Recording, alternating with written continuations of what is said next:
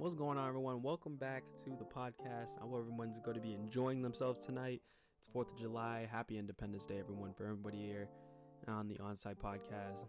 Myself, Gioni, everyone. I hope everyone stays safe. I hope everyone stuffs their faces with burgers and hot dogs, enjoys some ice cream, enjoys a trip to the lake with your loved ones. All that good 4th of July stuff. Maybe you take a day to go to the ball game, and then you got that stuff late at night. Watch the fireworks. Over where I live, it's put a little damper on my weekend because it's been raining the last few days, and I saw the sun out a little bit earlier while I was trying to record, but it's been shoddy, and I'm not sure if it's gonna rain today. But hey, I hope everybody else has a beautiful 4th of July. However, we got NBA finals to talk about, maybe some off-season stuff when we get to it. That as well. We got baseball stuff, and I know the MLB All-Star Game is showing up fast, and we got Home Run Derby that I talked about last week, and yeah, we'll just see what the day takes us. But definitely the point of emphasis today is the NBA Finals. The Bucks beat the Hawks yesterday in 6 games, and there's a lot of stuff that we can take away from this series. Now, the first question that I feel someone would ask is, would the series have been different if Trae Young didn't get hurt because of that out of this, well, not out of this world, I want to say freak accident injury, or freak injury I should say, when he was backing up on a 3-point shot and then he slipped on the ref's foot. And it's kind of one of those things that it's a freak injury. You can't really prevent something like that from happening. Hey, most of the time ankle injuries are very apparent in games like the NBA and whatnot. I remember watching David Ortiz when he tore his Achilles, just rounding second base on a homer back in 2012, and those are scary. Like, those kinds of just freak injuries could have major repercussions, and I'm sure it's a lot different, but I'm sure Trae is gonna be fine. And he did play in Game 6, so I guess that was a really good sign. And it's a really good sign for Atlanta, the fact that they even made it this far. Again, I'm giving the Atlanta Hawks their flowers. And it's funny that everybody's using that saying, giving somebody their flowers, because DeMarcus Cousins said it about Paul George. And I just find it funny that I had never heard anybody use that terminology before, or use that to reference giving someone respect. And now everybody's starting to use it. It's like, hey, that's a fun word. But or that's a fun phrase, I should say. But yeah, and no Giannis yesterday, so that really, when it comes to forming championship teams, and not every time that you have to be without your star, but I'm saying what really forms championship caliber teams is teams that can win on, well, I wouldn't say win on a moment's notice, but they can find ways to win. They don't just run through their one star. You had Atlanta, they won a game without Trae Young. And you had Milwaukee, they closed out the series without Giannis, and they played, I believe, the last 2 or 3 games without him. And so it's just when teams can come together when their top guy goes down. It reminds me of when the Celtics back in 2018, that playoff run, when they didn't have Hayward or Kyrie, those guys banded together and they made it all the way to the conference finals. And I feel those are what make championship teams. It's when the role players and the secondary stars can step up and they can play above and beyond what's actually expected of them. And you really got to think about it. I don't know if it's just me who sees this, and I usually see it in baseball more than I see it in basketball at times. But granted, baseball has more, you trot out more guys on the field and use way more players, and yeah, and obviously the different discrepancies between the two sports anyway. But what I see in baseball when it comes to championship level teams and World Series teams is that you see guys that you would normally, you can kind of see at the end of the season, these X, Y, and Z, these secondary stars or these role players played above and beyond, and it helped the team be great. I feel in baseball you need to have a very complete team to compete, because obviously there's a lack of playoff spots compared to the NBA. But yeah, I would say even the 2018 Red Sox, for example, I'm using teams that I actually watched and whatnot, that are just like recent teams of my favorite teams anyway. And they had players that people weren't very accustomed to, and I wasn't accustomed to seeing, and they would be either pitching above and beyond. It's usually those guys who just, not the glue guys, but there's those guys who are just there for their job, but they do it exponentially well. And sometimes it's usually just for that one season, and it's kind of how it is. And it's maybe because just how good the team is all around. And you can say that when it comes to baseball and basketball. If guys have protection, then those star players can really play at an even higher level. Just like in the Brooklyn Nets and Celtics series, in those kinds of situations, LeBron didn't have protection around him in Cleveland that first go around. The next best offensive player was Larry Hughes, and then down the line was Mo Williams. And not to say that those guys weren't very good players. I mean, granted, they weren't what LeBron needed. Like, those guys were good players, very good role players. They weren't secondary stars to LeBron anyway. But then he got to Miami, he had backup, and that's protection right there. And it's the same. It works kind of the same way with baseball, but baseball, I feel it's more apparent anyway, is that when it's a good offense and you can protect the star. And take it like this, in LA, when Mike Trout, before Shohei Ohtani was a thing in the MLB, I don't even know if I can call that guy human right now, but Mike Trout had little to no protection. And what I mean by protection, it's when guys can really just they can just bypass you. It's like, yeah, we know not to really give this guy good pitches to hit, and try your best not to make this guy do great things. So say it's a clutch moment in the game, and it's second and third and 2 out, and you're down by 2. So the game tying run is on second. Mike Trout's hitting. They'll just walk him, because for the most part, whoever was batting behind him, it was nearly not as good as a Mike Trout. Granted, Mike Trout's the best player in the game right now. Immediately right now, I don't know, but he still has the name. He still holds the title as the best player in baseball. Right now, that can be up for discussion a little bit later. But I would say that Mike Trout, he has a decent amount of protection, even though he's hurt. But you got guys in the NBA when it was like Tatum in the opening series, and then Trae Young at times, but Luka's a very, very easy example as well. The way how certain things ended up. Giannis has protection around him. This is what I was trying to dial back to. When teams have protection, championship teams can give protection to their star players, and they can feel that protection even when the player's not there on the floor. If they're hurt, they can win games for them. So even if the stars haven't shown up, though, you got the protection around them. There's not as much pressure, and those players aren't super susceptible to injury because they have to work so hard to try to help the teams win. And I like using that comparison with baseball and basketball. I kind of like intertwining the two sports when we're here.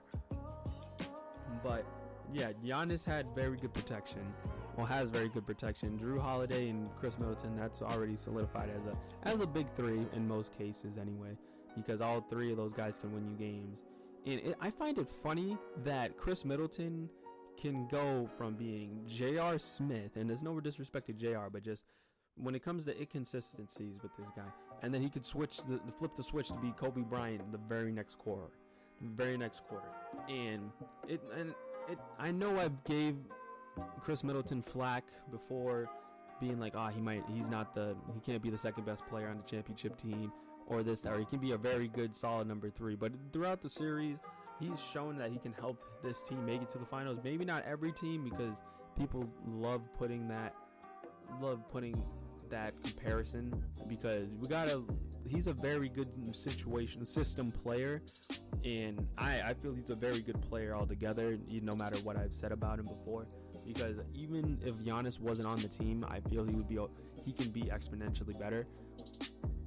And granted, the inconsistencies is probably his biggest flaw among everything, but yeah, it might be up to him to help this team win a championship, at least for the time being, because Giannis didn't play last night, and no idea for a timetable and if he would play in the finals. And yeah, and then I was talking about Giannis and how they had protection. Devin Booker now has some levels of protection, maybe not as well as a Giannis, but just starting to compare the NBA Finals matchup now. And granted, Bucks versus Suns in the finals, it's going to be a fun series, I should say. I feel it would. Granted, if Giannis plays or not, I feel it'd still be fun. It would be even more fun to watch if Giannis was going to play. And quite honestly, I think if he has any say in it, he probably is going to play. Because it's his first chance at a championship, and who knows if he'll ever get this chance again. If he stays in Milwaukee, I should say. But we gotta just think about it in a light. Devin Booker has Chris Paul now. Chris Paul has exponentially helped this team years down the line, helped this team have some championship pedigree, because eventually Chris Paul, maybe we're definitely looking at the last contract if he were to sign one. And I saw some rumblings on Twitter that people were actually, this was just a topic for discussion, it's not like any truth was behind it, but if you're Chris Paul, do you retire if you win the championship? Do you retire on top? And I know I've had friends say that, hey man, you need to come back at least one more year to try to defend it and whatnot. But you look at Chris, and you had all this scary injuries, and then the playoff success and the unsuccessful playoff runs. But I'd say more important, I'd say the most important thing was the injuries that he sustained, because hey, he has a whole lot of mileage, and he's one of two players, and the other one being LeBron James, who are 36 years old. They're the oldest players in the league now, because Vince Carter done retired last year. So him and LeBron are the two oldest players in the league. And I don't know, when I think about it, I think it maybe, if that's what he wants to do, all right, cool. If it was me, if I was in Chris Paul's shoes, would I retire on top? I don't know. I would it's a very weird. I'd say if you're retiring on top, you kind of, I don't know. People would take it the way that, oh man, you don't have faith in this team for the long run, this, that, and the other. But I don't. There's certain players, and I feel this is how I feel about a lot of players. If you go out, I feel you should go out on top. Granted, if you win a championship or not, I would say go out before the game tries to tell you it's time to go. Because, and just dialing back, like with Chris Paul is one of my favorite players ever, and I feel it's kind of hard to not like Chris Paul, but also that everybody's had their low moments, and you gotta hold those people in those types of positions to be better. But yeah, Chris Paul is the player. He's always been a fun to watch. I've always loved watching Chris Paul play, and it reminds me of when it comes to the question of should he retire and should he go out on top. It reminds me of David Ortiz when he was playing, and it was his final year back in 2016. And he had the greatest 40-year-old season of any baseball player ever. And people really wanted him to come back. And people said, no, you can play until you're in your late 40s and all that. You can pull Tom Brady type stuff and all that, you know. But it was more for him. I feel it's more about personal preference, because you want because look at how he's remembered. He's still remembered as one of the greatest players ever. And he's, granted, in my opinion, I won't even say strongly biased, but I just blatantly he's my favorite player, so you guys can say whatever you want, but the greatest designated hitter of all time. And that's always up for debate, and I'm always available to, I'm always up for discussions, and it's actual discussions about it, but that's not the point. But David going out on top, granted they lost in the first round, they did, but remembering what he did, instead of remembering him being on his last legs and just absolutely being a shell of his former self, I don't want to see that for all the players that we loved and grew up watching. And I'm pretty sure people wouldn't want to see these guys playing when they can't play anymore. So I leave it up to him. If it was me, I guess I would say I would go out on top, and but again, that's just me. All that, the whole long journey of getting to the NBA Finals and finally winning one. Do I think he will? Don't believe so. I feel it's unlikely. Would it be if it's a good topic for discussion? Absolutely. That's always something to think about. I think and besides, he's even talked about he wants to get a $100 million contract from some team, whether it's Phoenix or somewhere, which is probably going to be Phoenix, because I don't think any other team's going to try to do that unless it's like New York or somewhere. If teams are buying the fact that he does help teams and does fix teams and fix teams culturally, then, but quite honestly, I think there's too much history between him and Monty Williams as the coach. And granted, that's not going to be the be all end all, if he stays or leaves, who knows. But Yeah.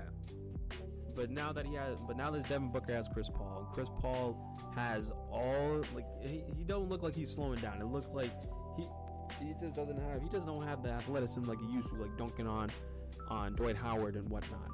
But here's to say that Chris Paul is still, it seems like he's been in his prime forever, even though he's lost a step or two, but damn it, it seems like it hasn't phased him all in one bit. But yeah, now that Chris Paul is a part of Phoenix, or now that he's been throughout this first year, with everybody saying that, oh, the Suns are going to be better, but they're not going to be contenders, this, that. They solidified themselves as contenders, and Devin Booker actually gets a little bit more help because now Chris Paul brought it all together. And they have guys who have stepped up, like a Cameron Payne, like Mikal Bridges, but I mean, though, like Mikal Bridges was already good, but I'm just saying these guys who have stepped up big time. And yeah, you have veteran leadership in Chris Paul, but yeah, Devin Booker has a little bit of protection. If those guys can come up and just hit big shots, you got Crowder, you got guys. If you got guys who can do that, then Devin Booker's gonna have a really good series. Who do I think is gonna win MVP? I think it chalks it up to either CP or Giannis if he plays. But I think if Giannis doesn't play, and then I feel it's gonna be a very, very different series than what everybody might be expecting. And from what people have saw and it would have made the rounds on Instagram and Twitter, somebody actually predicted the 2021 finals being Bucks and Suns, and it went 7 games, and it was the final score I believe was 123 to 115 or something like that. But the fact that like, it's crazy, and I feel people just do that just to type it and just be like, hey, if this turns out to be true, that's, well, I mean, A, that's absolutely nuts, and B, A, you never know. You can type something, you can make a prediction like that tomorrow, and I mean, being that specific, who knows, because they really just got the teams right. So if you just got the teams right, that's scary. But if you get everything right to the T, like the whole having going 7, would it go 7 if Giannis plays? Maybe. I feel it should go at least 6, and then 7 as the absolute most, because I mean,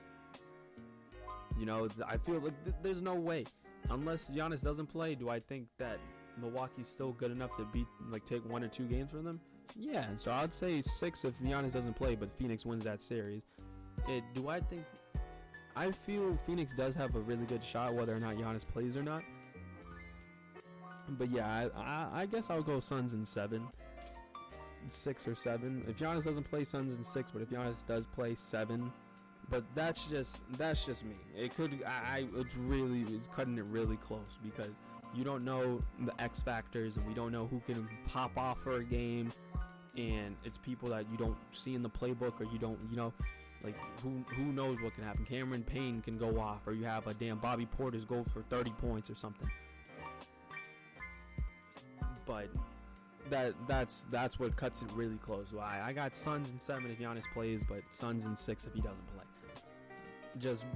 Not even just being nice guy. I feel Chris Middleton, if he plays like how he's been playing against Atlanta when it comes to being Kobe Bryant in the 3rd and 4th quarters, apparently he can steal a game, or like just a good Bucks team win can take you another game as well without Giannis.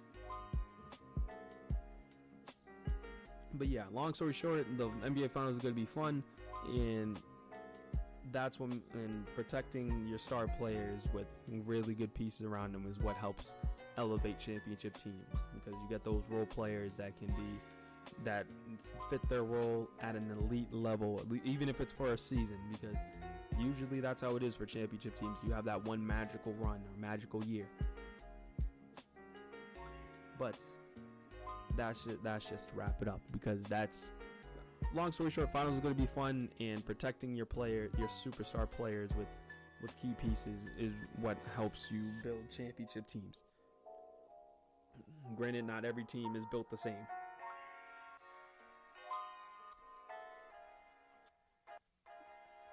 But yeah, 4th of July,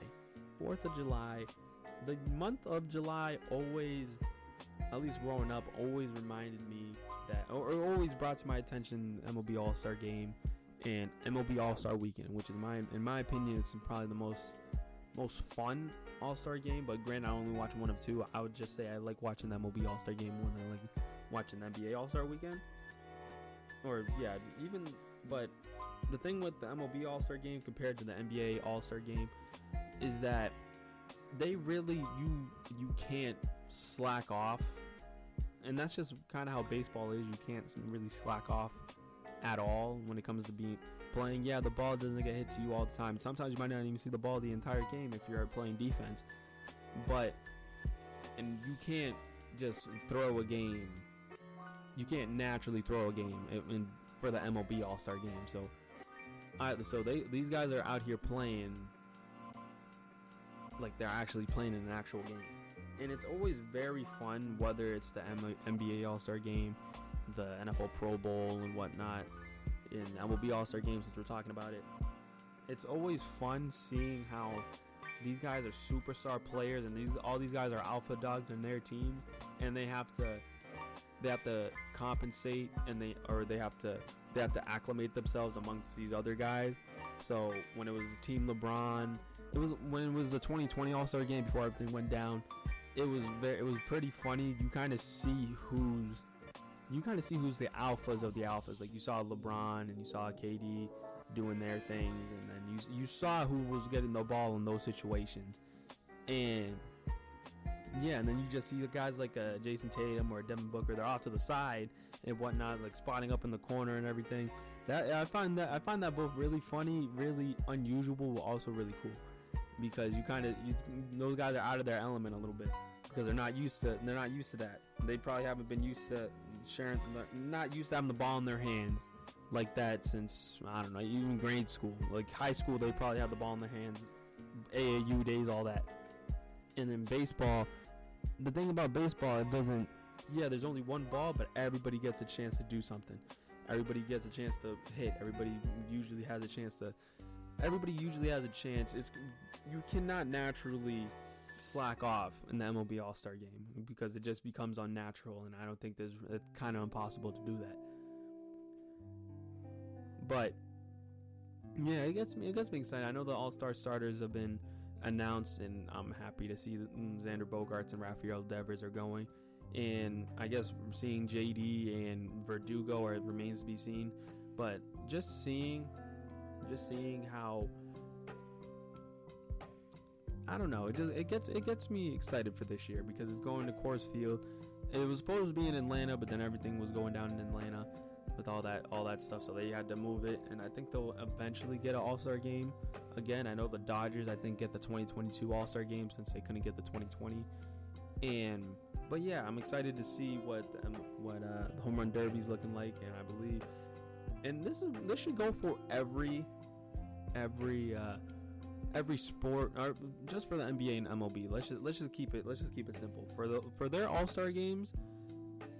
Wherever the All-Star Game location is going to be, there should automatically be a roster spot for a player from that team, or someone, or even if it's just the coach is going to coach the Eastern or Western Conference All-Star team or whatever. I feel they should dedicate one spot to a home, not a homegrown, but pretty much the hometown's franchise player, or they're just their top player. So if it was in Chicago, like it was, I believe, I don't remember the exact date, but I feel, yeah, Zach LaVine should have made the All-Star team. Like, granted, if they're I get it, if the team's bad altogether and this, that, you don't want to take away a spot from somebody else who deserves it and whatnot, but I get it. And then but most of the time they give guys All-Star nods, and then, hey, look, they're not playing, so all right, you just throw somebody else in there. Like Devin Booker and I believe Sabonis made the All-Star teams because certain players either got hurt or they just weren't going to play. So I believe a team, like, every time there's an All-Star game in a certain city, there should at least be one roster spot dedicated to them.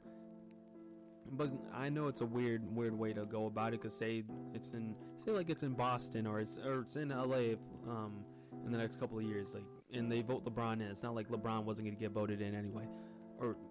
So that's where I can understand. But I feel it should be something.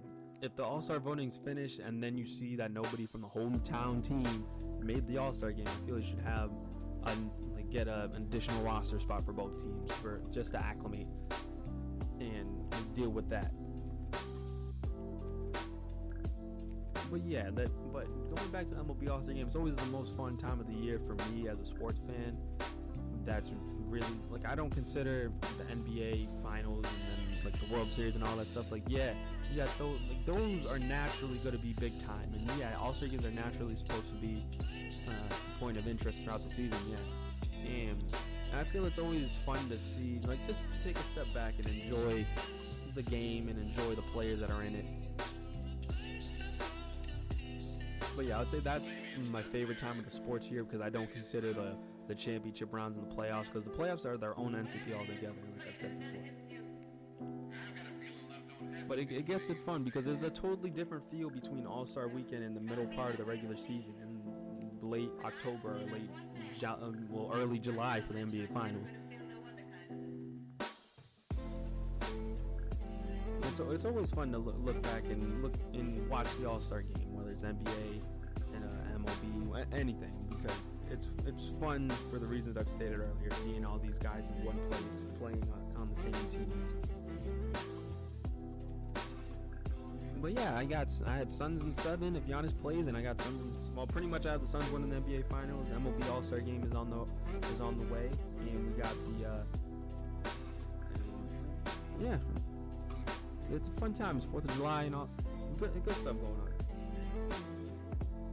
Something that I did think about, or we're just down into into miscellaneous stuff now, is that, well, Luka, when I was talking about Luka not having protection, it's pretty much, what do you do about Porzingis? And just a quick dive into it. I feel you're probably not going to get the greatest offers for Porzingis right now. And what I would believe they should do, and it's smart to do either way, but if you could try to figure it out with Porzingis, even if you're still going to trade him, fine, but you really can't go wrong, because I feel his, not his ceiling, but I feel like his value is at an all-time low right now, just seeing how he was in the playoffs and all the things that were said. I feel that they should try to work it out, see if Porzingis can. You see what can make it work, because you already got Rick Carlisle out the door, and then everything in Dallas kind of hit the fan. But yeah, I feel try to figure out Porzingis. If he has a bounce back year, then you flip him at the deadline or something, just because you can.